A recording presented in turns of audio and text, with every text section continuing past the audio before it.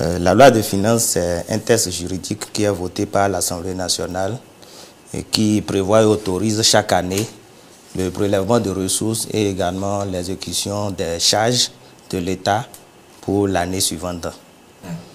Donc, pour faire clair, c'est une loi qui autorise l'État à faire des prélèvements d'impôts et taxes et autres là, et à exécuter également des dépenses et autres pour le compte de l'année à venir. Il y a trois catégories de lois de finances. Il y a d'abord la loi de finances initiale, qu'on appelle encore la loi de finances de l'année. Ensuite, il y a la loi de finances rectificative et enfin la loi de règlement. La loi de finances initiale, c'est cette loi-là qui est votée l'année précédente, l'exercice auquel il s'applique. Donc, si on est actuellement, nous sommes en 2024, et la prochaine loi de finances, c'est la loi de finances de l'année 2025, donc qui sera votée cette année, normalement, en 2024. Donc, c'est voté généralement l'année précédente, l'exercice auquel il s'applique.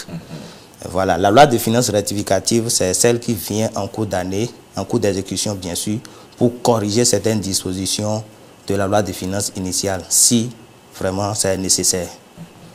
Et la troisième catégorie, la loi de règlement, c'est celle-là qui vient pour fermer le cycle budgétaire. C'est dans un esprit de reddition de comptes. Donc, à travers la loi de règlement, l'exécutif rend compte au Parlement de comment est-ce que la loi de finances a été exécutée. L'examen d'une loi de finances est régi par la Constitution. Par la Constitution, il y a la loi organique relative aux lois de finances qu'on appelle la LOLF et le règlement intérieur de l'Assemblée nationale.